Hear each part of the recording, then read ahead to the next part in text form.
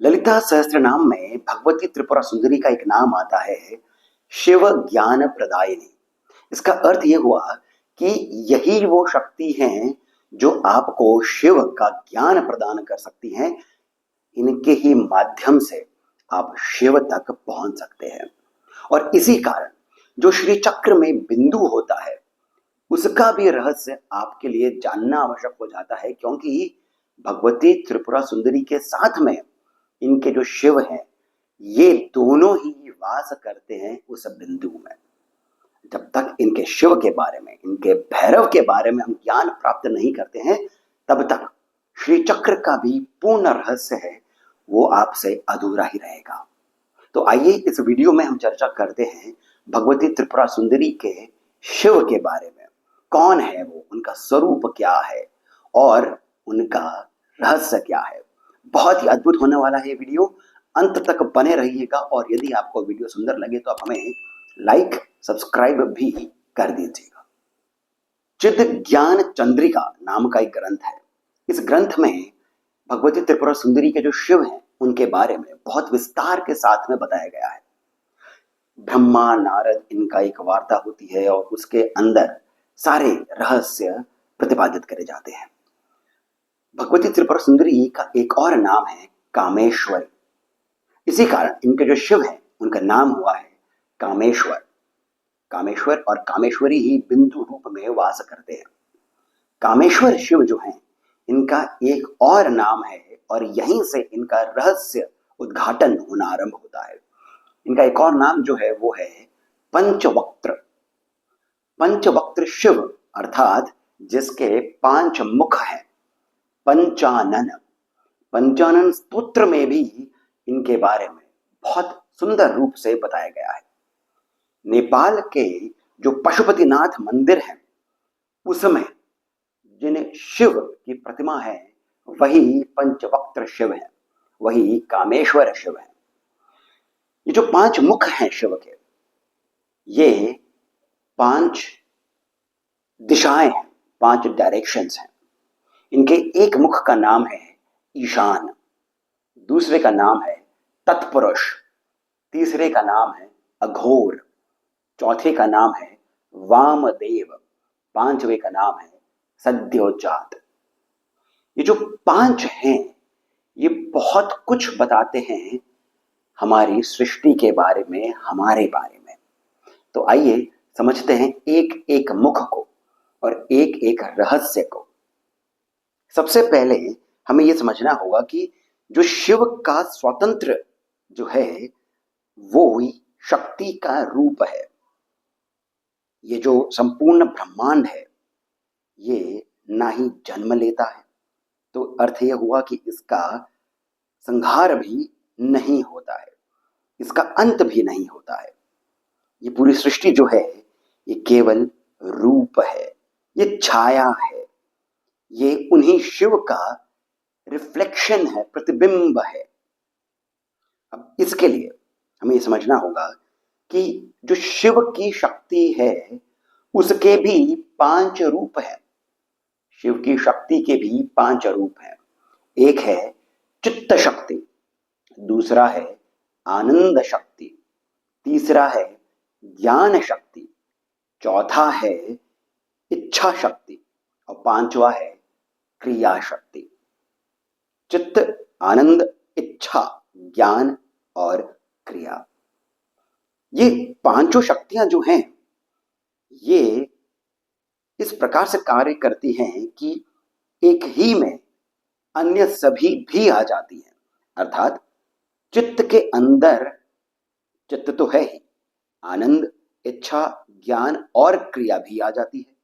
उसी प्रकार आनंद के भीतर आनंद तो है ही, परंतु साथ ही साथ चित्त, इच्छा, ज्ञान और क्रिया भी आ जाती है। वैसा ही अन्य बाकी जो शक्तियां हैं उनके साथ में भी होता है।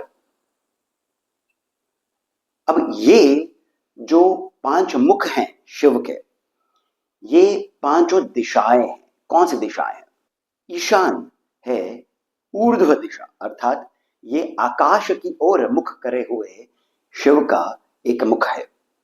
तत्पुरुष ये है पूर्व की ओर, अघोर है दक्षिण की ओर, वामदेव उत्तर और सद्योजात पश्चिम। अब यहां पर एक और रहस्य आ जाता है, वो ये कि ये जो पांचों मुख हैं ये पंच महाभूत ही बताते हैं। अर्थात पंच महाभूत जो हैं वो इन्हीं पांचों मुखों से जुड़े हुए हैं। किस प्रकार से, आइए विस्तार से इसको हम समझते हैं।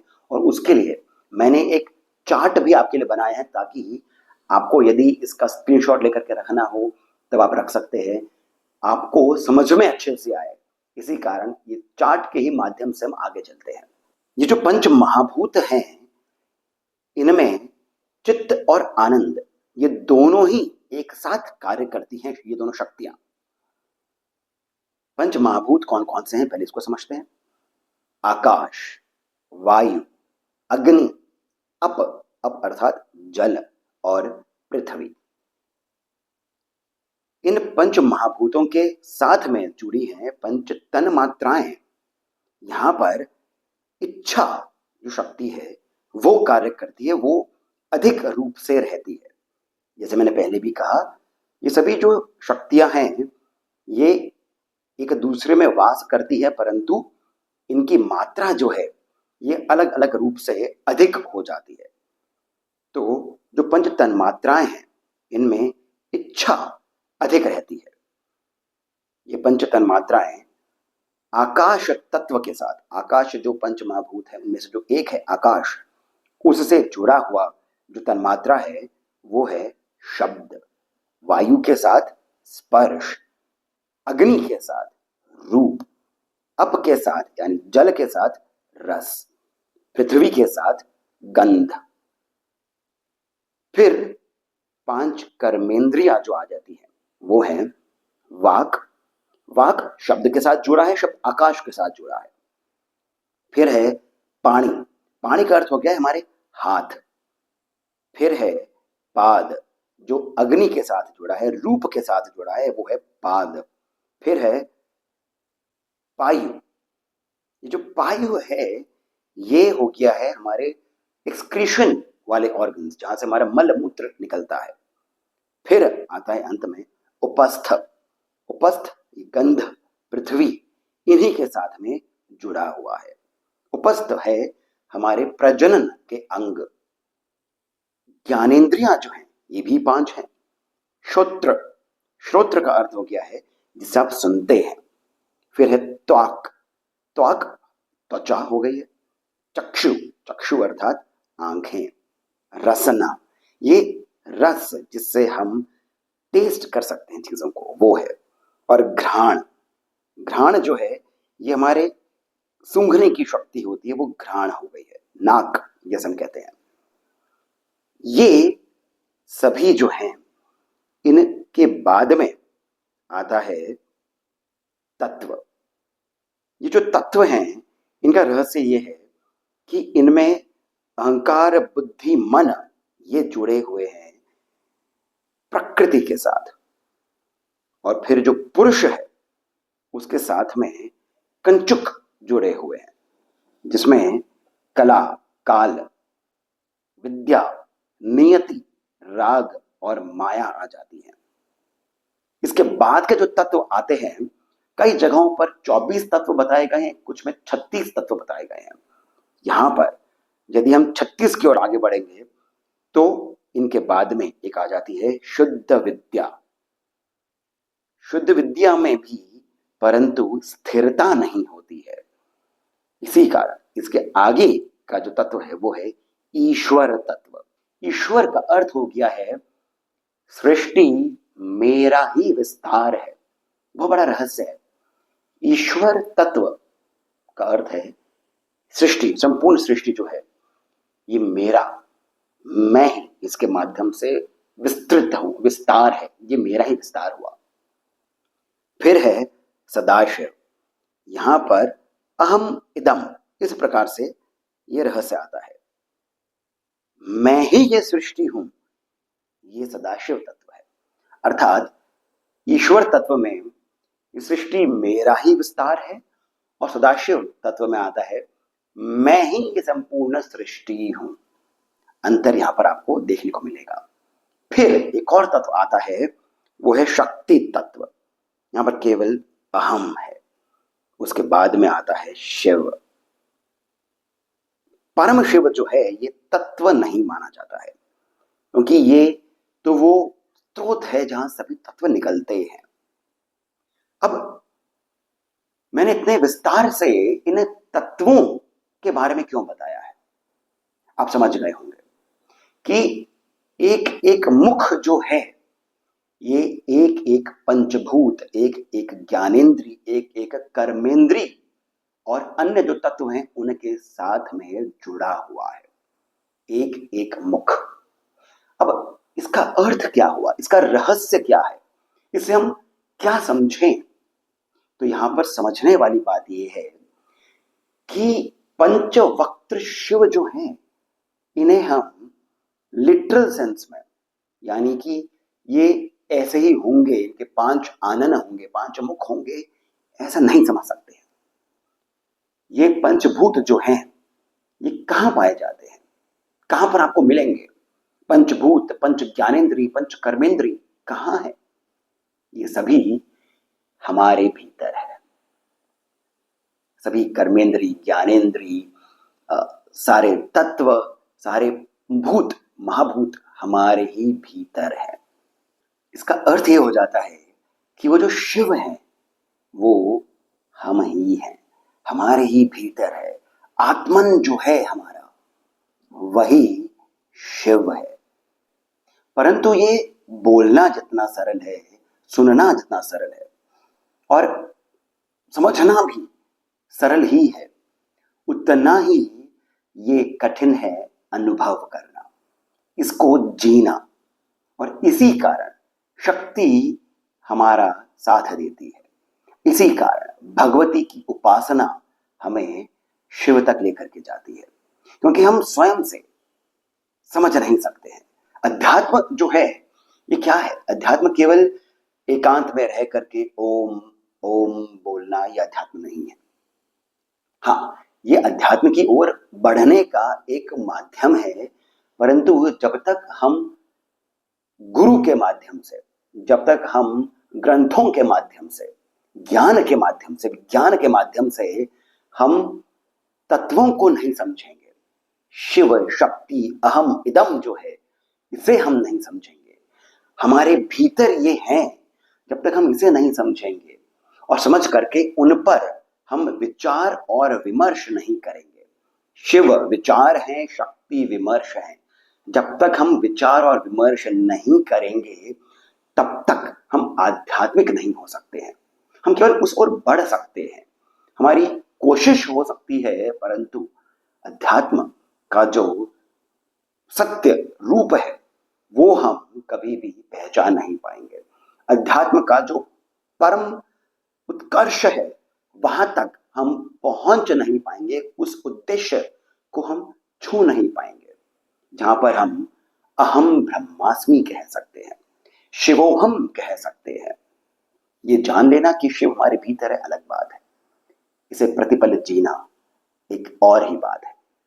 अब जब मैंने यहां पर कहा है अहम, अहम ब्रह्मास्मि शिवोहम, इसमें यहां पर भी एक बहुत ही गहरा रहस्य आ जाता है।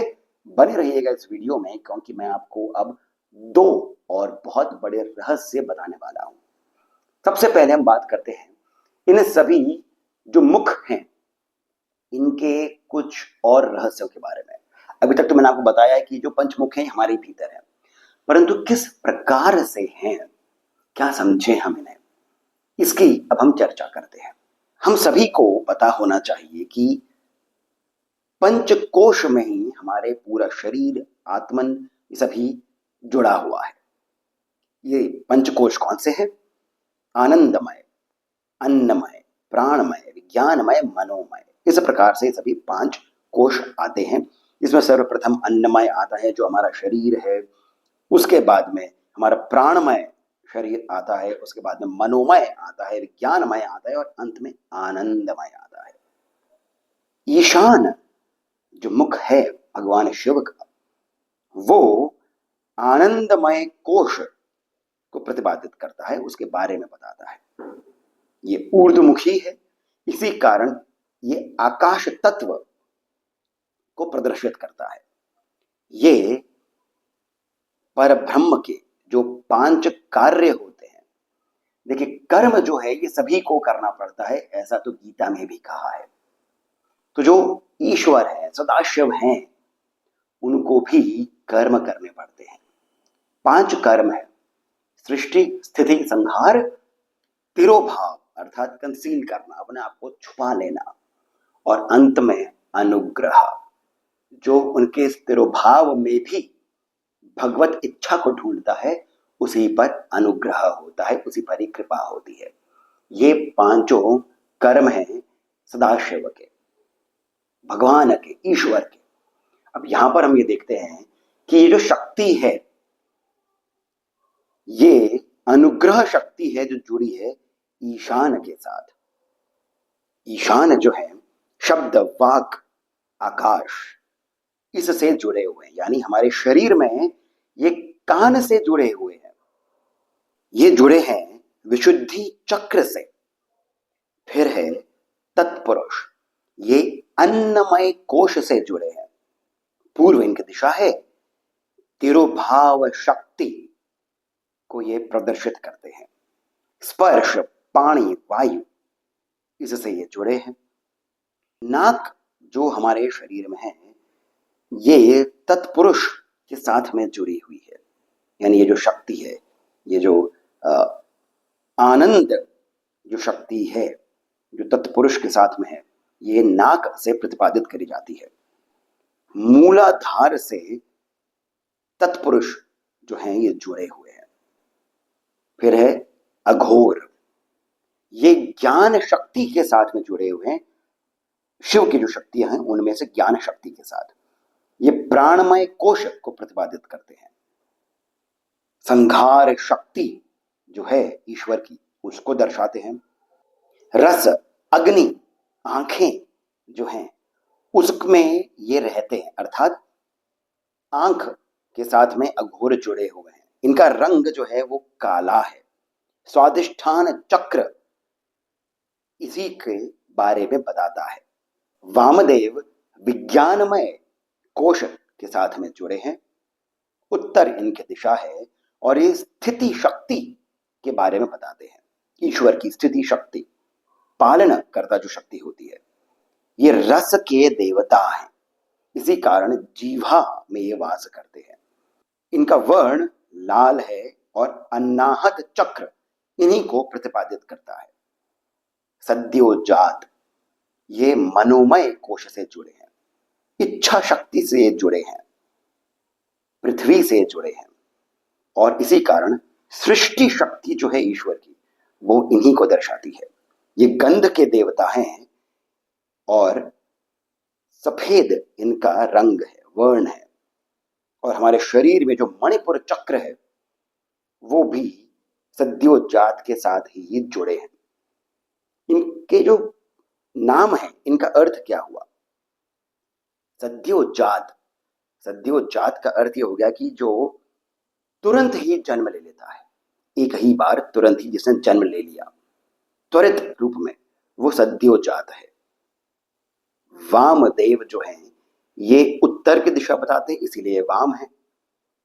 अघोर, अघोर शब्द आता है जो घोर अर्थात डार्कनेस, काला, जहां पर हम डर इत्यादि समझ सकते हैं, ये उसको दूर करते हैं, इसलिए ये अघोर है। इन्हीं पंच मुखों को, ये जो शिव के जो 5 रूप हैं, इन्हें पंच ब्रह्म भी कहते हैं। अब यहां पर मैं आपको एक और रहस्य बताता हूं जो बहुत ही अधिक अद्भुत है, क्योंकि उसका उपयोग तो हम प्रतिदिन करते ही हैं। ये जितने भी मुख हैं ये जुड़े हुए हैं हमारी वर्णमाला के साथ। वर्णमाला में स्वर और व्यंजन आते हैं। स्वर जो हैं अ से अह तक, ये शिव का प्रतीक है, और अन्य जो हैं ये शक्ति का प्रतीक है। अब हम पुनः समझते हैं एक एक वर्ण माला के अक्षर को कि किस प्रकार से जुड़ा हुआ है शिव और शक्ति के साथ। तभी आप समझ पाएंगे कि संस्कृत इतनी अद्भुत भाषा कैसे है, किस प्रकार से जो मंत्र हैं, जो संस्कृत के मंत्र हैं, वो कार्य भी करते हैं, उनके कार्य के पीछे की जो शक्ति है वो क्या है, और ये सभी विज्ञान के साथ में जुड़ा हुआ है। चित्त शक्ति जो है ये ण से क तक जाती है, आनंद न्य से च तक जाता है, इच्छा ण से त तक जाता है, ज्ञान म से प तक जाता है। उसके बाद में जो आता है वो य र ल व है, जिसके बारे में हम कुछ ही समय में बात करते हैं। ये जो ण से क, ञ से च, ण से त है, ये उल्टे दिशा में जाता है, क्योंकि शक्ति जो है, शक्ति शिव का ही प्रतिबिंब है और इसी कारण इसी प्रकार से जाता है। आकाश जो भूत है ये जुड़ा है न के साथ, वायु घ, अग्नि ग, अप ख, पृथ्वी क। इसी प्रकार से आप अन्य सभी जो वर्ण माला में अक्षर आते हैं उन्हें आप समझ सकते हैं। जो तत्व हैं जिसमें पुरुष, प्रकृति, अहंकार, बुद्धि, मन, ये भी जुड़े हुए हैं म, भ, ब, फ और प के साथ। इसके बाद में आते हैं य र ल व। यह जो है ये कला और काल दोनों को ही प्रतिपादित करता है, बताता है, दोनों से ही जुड़ा हुआ है। र विद्या के साथ जुड़ा है, ल नियति और राग के साथ जुड़ा है, व माया के साथ। श जो है ये शुद्ध विद्या के साथ में जुड़ा है, श ये ईश्वर के साथ है, स सदाशिव और ह शक्ति के साथ। अभी हमने देखा कि ये अ से लेकर के अंत में आता है ह, वहां तक जुड़ा है। यही अह आ जाता है, यही अहम आ जाता है, और इसी कारण अहम ब्रह्मास्मि। ये सभी वर्ण जो हैं ये हमारे शरीर से ही जुड़े हुए हैं, हमारे शरीर में ही अलग अलग पंचभूतों में, पंच कर्मेंद्रियों में, ज्ञानेंद्रियों में, इन सभी के साथ में एक एक वर्ण, एक एक अक्षर जुड़ा हुआ है। और जब आप स्वयं को इस प्रकार से अनुभव करते हैं तभी आप पुरुष कहलाए जाते हैं, और इसी को बताती है शक्ति, भगवती त्रिपुरा सुंदरी। इनका ही ध्यान आपको स्वयं से जोड़ता है, आत्मन के साथ में जोड़ता है। अहम ब्रह्मास्मि, शिवोहम तभी कहा जाता है। बहुत गहरा रहस्य है ये, परंतु इसे केवल जान लेने से कार्य नहीं बनेगा। इसके लिए हमें निरंतर कार्य करते रहना होगा, ध्यान करते रहना होगा। परंतु अब जो होगा वो ये कि जब आप ध्यान करेंगे, जब आप भगवती त्रिपुरा सुंदरी का ध्यान करेंगे, शिव का ध्यान करेंगे, तब हम अपने तत्वों पर ध्यान केंद्रित कर सकते हैं। एक एक चक्र में हम भगवान शिव, कामेश्वर शिव के एक एक तत्व को, एक एक इनके मुख को हम समझ सकते हैं, देख सकते हैं, ध्यान और धारणा के साथ में इसे जोड़ सकते हैं। ये सारी बातें जो हैं ये धारणा के बारे में बताती हैं। जब आप इनका ध्यान इस प्रकार से करते हैं, धारणा अपनी इस प्रकार से बनाते हैं, तभी तभी आपकी जो साधना है वो भी फलित होती है। और इसी कारण आप तभी समझ पाएंगे कि चूंकि शिव और शक्ति ये प्रतिबिंब है और पूरी सृष्टि जो है यही शिव रूप है। अधिभौतिक रूप से हम हैं, अधिदैविक रूप से संपूर्ण संसार है, और आध्यात्मिक रूप से हमारे ही भीतर हमारी आत्मा है, आत्मन है। और इसी कारण जो योग वशिष्ठ में कहा गया है कि ऋषि वशिष्ठ ने देखा कि संपूर्ण ब्रह्मांड जो है कुछ और नहीं, केवल शिव ही है, शिव ही सभी ओर है। और इसी कारण ना ही सृष्टि होती है, ना ही संहार होता है, ना ही जन्म होता है, ना ही मरण होता है। इस बात को जब हम समझ लेंगे, इस बात तक जब हम अपने अनुभव को लेकर के जाएंगे, तभी हम पूर्ण रूप से अमर हो पाएंगे। क्योंकि हमारा ना कोई जन्म हुआ है, तभी हमारा मरण भी कभी नहीं होगा। आशा करता हूं कि आपको ये वीडियो उसमें बताई गई बातें सुंदर लगी होंगी, लाभप्रद लगी होंगी। यदि ऐसा है तो कृपया करके हमें लाइक अवश्य करिएगा, चैनल को सब्सक्राइब करना नहीं भूलिएगा, और कमेंट सेक्शन में जो पहला कमेंट पिन है वहां से पेटीएम, जीपे इत्यादि के माध्यम से जितना हो सके आप हमें उतना श्री सहयोग अवश्य प्रदान करें, बहुत अधिक प्रोत्साहन मिलता है। इसके साथ मैं सिद्धार्थ आपसे जानकारी लेता हूँ। धन्यवाद।